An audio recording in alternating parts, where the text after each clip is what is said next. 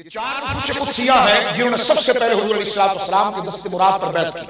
ہم اس میں نہیں چلتے پہل کون دو کون، یہ طبقے کو ذکر کر کے اختلاف ختم کیا گیا ہے. ہمیں کسی اور چیز کی طرف بڑھنے کی ضرورت نہیں ہے، اور امت کے اسی اجماعی تدبیر جو ہے اس کی طرف ہمیں چلنا چاہیے. سرکار علیہ السلام نے جب اللہ رب العالمین جل وعلا کی توحید کا ذکر کیا تو ابو لہب اور ابو سفیان جو اس وقت اہل ایمان یعنی دار اسلام سے وابستہ نہ ہوئے، بعد میں اللہ رب العالمین نے ایمان کی توفیق آپ کو عطا فرمائی رضی اللہ تعالی عنہ. تو رؤسائے قریش کے بڑے جو ذمہ دار تھے، انہوں نے کہا کہ جناب یہ تو مشن آگے بڑھتا چلا جا رہا ہے.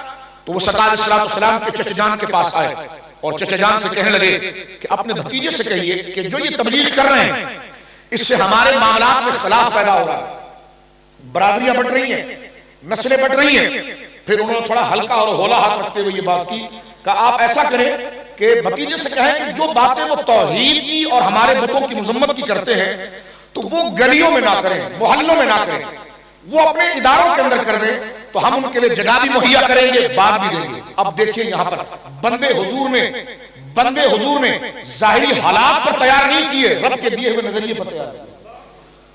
ظاہری حالات تو یہ تھی کہ ان کی بات کو قبول کر لیا جاتا، اور یہ تو ممکن نہیں تھا کہ مشرکین کی اس آفر کو قبول کیا جاتا کہ حق کے سامنے ان کے جو باطل عزائم اس کو قبول کیا جاتا. لیکن آج ہمیں دین کی تبلیغ کے حوالے سے ایک مبلغ کے لیے، ایک مرشد کے لیے، ایک عالم کے لیے، ایک حضور کا کلمہ پڑھنے والے ادنا امتی کے لیے یہ بات واضح ہوتی ہے کہ انہوں نے یہ نہیں کہا کہ تبلیغ نہ کریں، انہوں نے کہا تبلیغ کریں اپنے سینٹر کے اندر کریں، تبلیغ کریں اپنے اداروں کے اندر کریں. یہ باہر نکل کر جو آپ لا الہ الا اللہ کہتے ہیں یہ نہ کہیں، یہ باہر نکل کر جو آپ عزا اور لات و منات کی مذمت کرتے ہیں یہ نہ کریں. آپ قرآن جو پڑھنا ہے آپ کمرے کے اندر پڑھیں، اور اس کے لیے ہم آپ کو کئی چیزیں ڈونیٹ کریں گے، آپ کو پیسہ دیں گے، آپ کو جگہ دیں گے. سرکار دو عالم صلی اللہ علیہ وسلم کے چچا نے حضور کو بلایا اور یہ آپ نے سیرت میں واقعہ پڑھا ہے اور کہا کہ یہ آفر ان کی طرف سے آئی ہے، اگر یہ مان لی جائے تو ٹھیک ہے.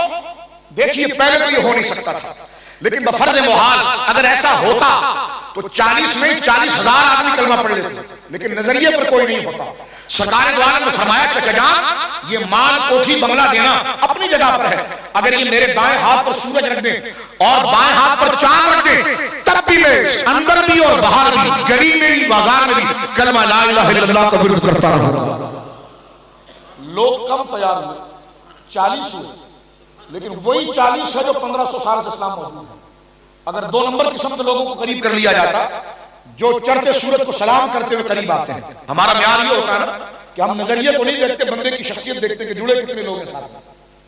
صحابہ نے یہ نہیں دیکھا کہ ساتھ میں جڑے کون ہیں، صدیق اکبر نے یہ نہیں دیکھا کہ ساتھ میں جڑے کون ہیں، انہوں نے مجمع کو نہیں دیکھا، نظریے کو دیکھا. اور یہی چیز ہمیں کربلا میں نظر آتی ہے.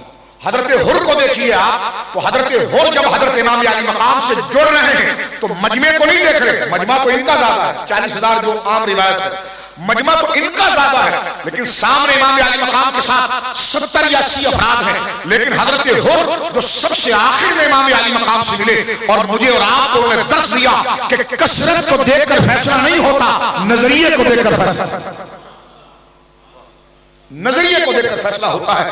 اس لیے آپ دیکھیے کہ حضرت حر تنہا جا کر انہوں نے بتا دیا کہ 40,000 ادھر کھڑے ہیں، 72 ادھر کھڑے ہیں، لیکن یہ 72 اپنے نظریے میں اتنے مضبوط ہیں اور اتنے قوی ہیں، اتنے روشن ہیں کہ یہ 40,000 جو یزیدی لشکر ہے یہ ان کی جوتیوں کی خاک کا مقابلہ نہیں کر سکتا. لہٰذا یہ درس میرے اور آپ کے لیے بنا کہ ہم بزرگوں کی دستاروں کا نہ دیکھیں، ان کے مریدوں کے حلقوں کا نہ دیکھیں، ان کے عقیدے اور نظریے کو دیکھیں، ان کے نظریے کو دیکھیں. ایک بات چلے آ جائیے، ہجرت ہو گئی.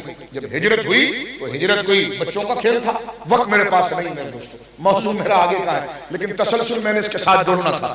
سرکار دو عالم نے جب ہجرت فرمائی، سرکار کے ساتھ سفر ہجرت کے اندر 3 شخصیات کا نام آتا ہے.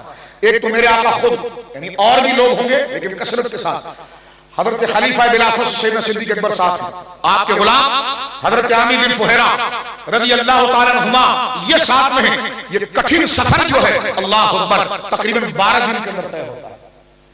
اس کے بعد یہ سفر طے ہوا، سرکار دو عالم صلی اللہ علیہ وسلم قبا کی وادی میں جلوہ گر ہوئے. قبا جب میرے آقا علیہ السلام تشریف لائے، یہ حضور کا آنا تھا، آنے کے ساتھ ہی بہاریں بہاریں، اور مدینہ جو اس وقت یثرب تھا مرض اور بیماری اور پھٹکار کی آمدگاہ تھا. سرکار آج تو قبا مدینے کے اندر اس وقت نہیں تھا. سرکار آگے گئے جہاں مسجد جمعہ موجود ہے، اور وہاں سے جب یثرب کی وادی شروع ہوئی ہے تو سرکار نے قدم رکھ کر اس یثرب کو تابہ بنا دیا، طیبہ بنا دیا، مدینہ بنا دیا، منورہ بنا دیا. لیکن یہاں پر جو میں بات کرنا چاہتا ہوں، جو تھوڑا وقت ہے، کہ قبا کی بستی میں جہاں آج مسجد قبا موجود ہے، یہ اس وقت جغرافی اعتبار سے مدینے کی حدود میں نہیں تھا. سرکار کا پہلا قیام قبا کے اندر ہوا. سوال یہ پیدا ہوا کہ حضور مدینے گئے کیوں؟ کسی اور جگہ کا انتخاب کیوں نہیں فرمایا؟ توجہ کیجیے گا.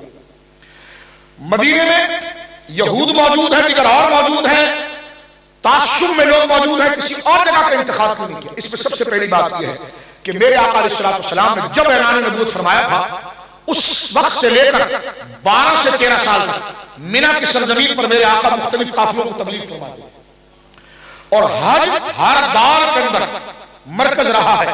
دور دراز سے لوگ حج کرنے آتے، خاص طور پر جب یثرب، میں بات اس کر رہا ہوں جب تک مدینہ بنا، جب حضور آ گئے اب یثرب کہنا گناہ قرار پایا. شیخ محقق فرماتے ہیں کہ حضور کے آنے کے بعد اب اگر اس خطے کو کس نے یثرب کہا تو وہ 10 دفعہ زبان سے کہے مدینہ مدینہ مدینہ مدینہ مدینہ. شرف جس سے حاصل ہوا انبیاء کو وہی ہے حسن افتخار. اب آپ توجہ فرمائیے میرے دوستو، سرکار دو عالم صلی اللہ علیہ وسلم مدینہ منورہ کیوں آئے؟ اس طرف آئے کیوں؟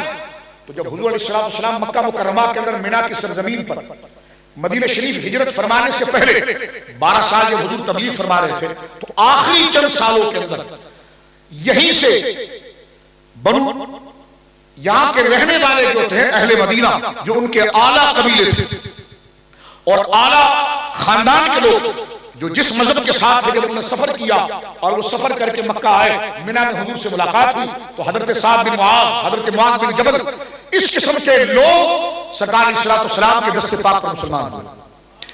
پہلے گروہ کے اندر بعض علماء نے لکھا 12، بعض نے لکھا 7، دوسرے میں 7، تیسرے میں یا دوسرے میں 70، یعنی یوں سمجھ لیجئے کہ حضور کے مدینہ پہنچنے سے پہلے کوئی کم سے کم 150 آدمیوں نے سرکار کا کلمہ پڑھ لیا. ایک وجہ تو یہ تھی، اور دوسری وجہ یہاں پر یہ ذکر کی گئی ہے کہ جو مبارک بات ہے، میں نہیں سمجھتا، میں اس وقت اپنے آپ کو بڑا خوش نصیب سمجھ رہا ہوں جو یہ واقعہ بیان کر رہا ہوں. یہ آپ نے درجنوں دفعہ سنا ہو. یہ ایسا نہیں کہ میں سنا رہا ہوں، یہ کوئی بچہ بھی آ کر سنائے تو ہمارا دل خوش ہونا چاہیے، کیونکہ یہ اتنی مبارک بات ہے. سرکار دو عالم کا مدینہ منورہ ہجرت کرنا، اس کا ایک اور راز علامہ سہیلی نے جو لکھا بڑا بنیادی ہے. فرمایا وہ یہ ہے کہ سرکار کے دادا جان، جس سے یہ خاندان نے بڑی شہرت پائی، جن کا نام تو زید تھا، لقب ہاشم تھا. بولے سبحان اللہ. نام تو زید تھا، لقب ہاشم تھا. ہاشم کہتے ہیں چورا چورا کرنے والے، روٹی کے چورا چورا کرنے والے. مکہ کے اندر جب لوگوں کو نفسا نفسی کا سلسلہ تھا، لوگ ایک دوسرے کو مار کر روٹی کھانے کے چکر میں تھے، تو اس وقت عرب کے سسکتے ہوئے غیر اخلاقی سے نظام کو جس نے دستور انسانیت عطا فرمایا، وہ میرے آقا کے دادا سیدنا ہاشم تھے. آپ کا دسترخوان آپ کے حجرہ مبارکہ سے لے کر پہاڑ کی چوٹی تک لگتا تھا، اور چرند انسان تو انسان، چرند پرند بھی آتے تھے. سرکار دو عالم صلی اللہ علیہ وسلم کے دادا خاص طور پر ان بوڑھوں کا لحاظ فرماتے کہ جن کے جبڑے تو ہیں، مسوڑے تو ہیں، دانت نہیں ہیں، وہ کھانا کیسے کھائیں گے؟ تو آپ صبح سے لے کر شام تک روٹی کو چورا کرتے تھے اور سالن میں بھگاتے تھے اور غریب بوڑھوں کے سامنے رکھتے تھے کہ کھاؤ اور اپنا پیٹ بھرو. اس سے یہ خاندان بنو ہاشم کہلایا. بولیے سبحان اللہ. یہ مجھے اور آپ کو کروڑ دفعہ بیچ بھی دیا جائے نا تو اس کی دہلیز تک بھی نہیں پہنچ سکتی. ہاں بولیے سبحان اللہ. یہ بنو ہاشم خاندان جس سے سید عالم صلی اللہ علیہ وسلم کے خاندان کو جو تعلق حضرت ہاشم سے ہوا. حضرت ہاشم بیسک میں تاجر تھے، بزنس مین تھے، اور وہ سفر فرماتے تھے.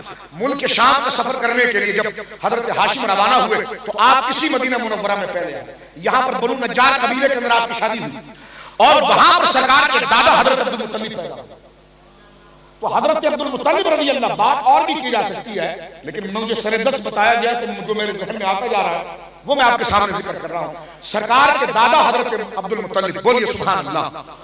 میرا انداز بھی شاید آپ کو پسند نہیں آ رہا ہوگا، آواز بھی نہیں آ رہی ہوگی، لیکن یہ نام بڑا پیارا ہے. بولیے سبحان اللہ. حضرت عبد المطلب رضی اللہ تعالیٰ، یہ میرے آقا کو اپنے نسب میں جس پر سب سے زیادہ لاڈ تھا وہ حضرت عبد المطلب. بولیے سبحان اللہ.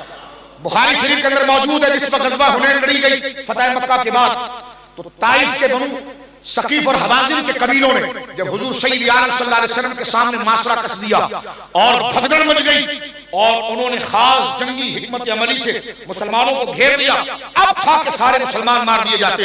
حضرت عباس حضور کے چچا کہتے ہیں کہ میں نے دیکھا اس وقت بھگدڑ ایسی مچ گئی کہ صحابہ پیچھے ہٹ رہے تھے، ڈر کر نہیں، پوزیشن لینے کے لیے پیچھے ہٹ رہے تھے۔ حضرت عباس کہتے ہیں سرکار کے چچا، لیکن میں نے دیکھا کہ جس نے سامنے دشمن کی پرواہ نہ کی بلکہ لشکر میں داخل سے داخل ہوتے چلے گئے، وہ میرے آپ کے آقا ہرے ہرے گنبد، ہرے ہرے مبارک گنبد میں آرام فرمانے والے آمنہ کے لال جناب سید عالم تھے، جو سفید خچر پر سوار تھے، ہاتھ میں تلوار تھی اور حضور ان کے لشکر میں داخل ہو گئے۔ اور اس وقت